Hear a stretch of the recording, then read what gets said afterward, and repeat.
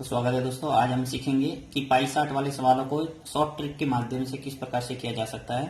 तो चलिए पहला प्रश्न करते हैं कि नीचे दिए गए पाई चार्ट में किसी शहर में स्वच्छता अभियान के अंतर्गत विभिन्न मदों में खर्च की गई राशि को प्रतिशत में दर्शाया गया है। यदि कुल राशि 40 लाख रुपए हो तो पाई चार्ट की सहायता से निम्नलिखित प्रश्नों के उत्तर दीजिए। इस ढंग से प्रश्न है। पहला प्रश्न पूछा है कि कूड़ेदान के निर्माण में कितनी धनराशि व्यय हुई। देखिए पाई चार्ट का थोड़ा अध्ययन करते हैं कि पाई चार्ट क्या कह रहा है कि आपको डिग्री के रूप में दे रखा है। यहाँ पे इसने प्रतिशत लिख दिया जो कि गलत है। ये डिग्री है, डिग्री के अंदर दे रखा है। देखिए 72 डिग्री, 90 डिग्री, 54 डिग्री और 108 डिग्री और 36 डिग्री। तो वृक्षारोपण के लिए 72 डिग्री दे रखा है, अन्य मद में 90 डिग्री, स्वच्छता हेतु आवश्यक वस्तु का क्रय किया उसमें 54 डिग्री बता रहा है, और शौचालय निर्माण में 108 डिग्री और कूड़ेदान निर्माण के लिए 36 डिग्री। तो इस ढंग से आपके पूरा पाई चार्ट बना हुआ है। अब आपको इन प्रश्नों का उत्तर देना है कि कूड़ेदान के निर्माण में कितनी धनराशि व्यय हुई, और टोटल जो धनराशि व्यय हुई है वो बता रहा है कि 40 लाख रुपए की व्यय हुई है। तो उसके अंदर कूड़ेदान के अंदर कितना निर्माण में पैसा खर्च हुआ है, तो उसके लिए सिंपल सा आपको करना है कि कूड़ेदान के लिए कितना है 36%। आपको टोटल राशि लिखना है। देखिए पहले प्रश्न का उत्तर देते हैं अपन।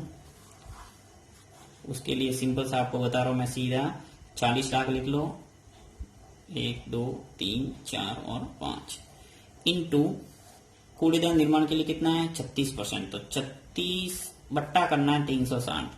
अब जैसा कि आपको पता है कि इस बिंदु के चारों तरफ बनने वाले सभी कोणों का योग क्या होता है 360 डिग्री। ये मैंने अच्छे ढंग से आगे वाले जो वीडियो थे उसके अंदर बताया हुआ है। तो आपको ध्यान रखना है कि बिंदु की चारों तरफ बनने वाले सभी कोणों का योग 360 डिग्री होता है, इसलिए इसमें हमेशा 360 डिग्री का भाग देना है जो भी संबंधित कोण है उसके अंदर। तो 36 बटा 360। अब इसको सॉल्व कर देंगे। 36 का भाग जा रहा है सीधा इसके अंदर 10 बार, और एक जीरो से एक जीरो कैंसिल कर दो तो क्या बच जाएगा अपने 4 लाख रुपए बच गए। तो इस ढंग से आपके जो पहला प्रश्न है कि कूड़ेदान के निर्माण में कितनी धनराशि व्यय हुई, तो आप कह सकते हैं 4 लाख रुपए। चलिए दूसरा प्रश्न है उसी प्रकार। दूसरा प्रश्न क्या कर रहा है, वृक्षारोपण में कुल कितनी राशि व्यय हुई वृक्षारोपण के अंदर। तो वृक्षारोपण वाला देखिए ये वृक्षारोपण है, इसके अंदर कितना बता रहा है 72 डिग्री।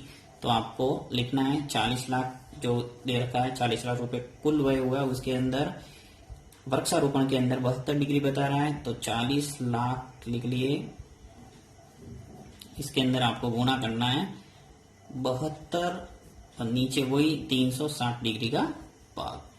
अब इससे काट देंगे। देखिए जीरो से जीरो कैंसिल कर दो, और 36 का भाग 72 में 2 बार जा रहा है, और 2 का गुणा 4 लाख से कर देंगे तो क्या आ जाएगा अपने 8 लाख। तो इस ढंग से आपके दोनों के आंसर निकल के आ जाएंगे बहुत इजीली। चलिए नेक्स्ट प्रश्न करते हैं। नेक्स्ट प्रश्न लिया अपन ने प्रतिशत से संबंधित। क्या प्रश्न है कि किसी नगर की जनसंख्या 20,000 है, उसके विभिन्न व्यवसाय निम्नलिखित पाई चार्ट में दिखाए गए हैं। यानी कि इस नगर की जनसंख्या 20,000 है और वो 20,000 जनसंख्या क्या क्या काम करती है वो इस पाई चार्ट में दर्शाया गया है। इसमें पूछा है कि सबसे अधिक और सबसे कम संख्या वाले कार्यों में लगे व्यक्तियों का अंतर कितना है। यानी टोटल व्यक्तियों का अंतर निकालना है जो सबसे अधिक और सबसे कम कार्य में लगे हुए हैं। तो यहाँ पे आपको पाई चार्ट के अंदर देखना है कि सबसे अधिक किस कार्य में लगे हुए। देखिए यहाँ पे नौकरी में 20% है, परिवहन में 10% है, व्यापार में 25%, पशुपालन में 11.7% और कृषि कार्य में 33.7% लगे हुए। तो यहाँ स्पष्ट नजर आ रहा है आपको कि कृषि कार्य में सबसे ज्यादा है। तो यहाँ लिख लेते हैं अपन, कृषि कार्य में सबसे ज्यादा है, कितने हैं 33.3। उसके बाद में सबसे कम नजर आ रहा है मुझे परिवहन का, राइट। तो परिवहन का सबसे कम है, परिवहन का कितना है यहाँ पे 10%। तो अब मुझे पूछा क्या है कि सबसे अधिक और सबसे कम संख्या वाले कार्यों में लगे व्यक्तियों का अंतर। तो अंतर निकालना है। तो देखिए कृषि में से परिवहन को घटा दो, यानी 33.3 में से 10 गया तो क्या बचा अपने 23.3% व्यक्ति है, वो अंतर है इन दोनों का। तो सीधी सी बात है, यहाँ से जनसंख्या दे रखी है कितनी 20,000। तो इस 20,000 का आपको निकालना क्या है, ये 23.3% निकाल दो। तो 23.3% ये आपको निकालना। तो निकालने के लिए हमेशा ध्यान रखना है प्रतिशत का निशान हटता है तो नीचे क्या आता है 100 का 100।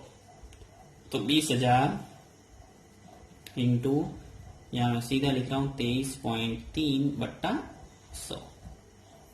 अब ध्यान रखना है कि यहां से अगर जीरो हटाना है तो हमेशा एक नीचे जीरो आ जाएगा। हमेशा पॉइंट वाली संख्या उसको हमेशा क्या करना है, आपको जीरो हटा के सरल करोगे तो आपकी इजी रहेगा। तो 20,000 इंटू, यहाँ से मैं हटा देता हूँ 23 और यहाँ से पॉइंट है वो गायब कर दिया, नीचे आ जाएगा आपके 2 जीरो है ये ऑलरेडी, 1 जीरो और आ जाएगा।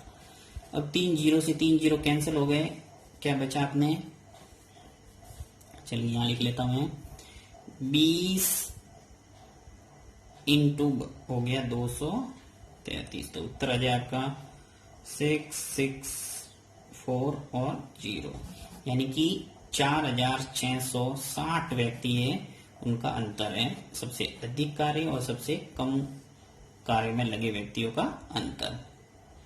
तो इस ढंग से आप अगर अंतर पूछे तो इजीली निकाल सकते हैं। पहले अंतर निकाल दो प्रतिशत का, और वही प्रतिशत निकालना है टोटल व्यक्तियों का, तो आपके आंसर आ जाएगा।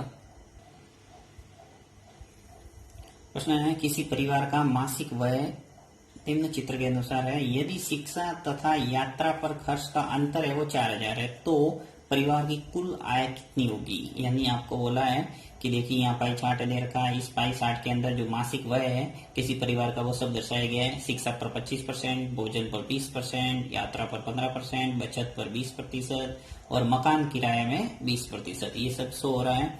और ये सब मिला के क्या हो जाएगा, 100%।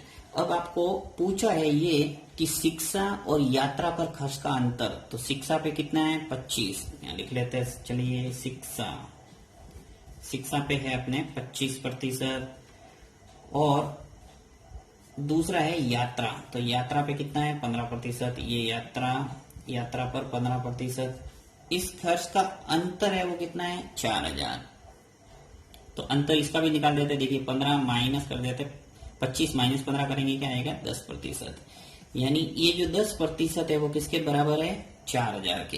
यही आपको बोला है कि इन दोनों का अंतर है वो कितना है 4,000। तो 1% किसके बराबर हो जाएगा 4,000/10। अब 1 जीरो से 1 जीरो कैंसिल हो गया, यानी 1%, जो 1% है वो किसके बराबर आ गया 400 के। अब आपको पूछा क्या है कि परिवार की कुल आय कितनी है। कुल आय का मतलब 100%, तो ये पूरी जो पाई चार्ट में वो आपको पूछा है 100%। तो 100% कितना हो जाएगा, देखिए 1% 400 है, तो कितना हो जाएगा 400 इंटू 100, अर्थात आ जाएगा अपने 40,000। अर्थात परिवार की जो मासिक आय है वो कितनी है 40,000। ये आपके उत्तर।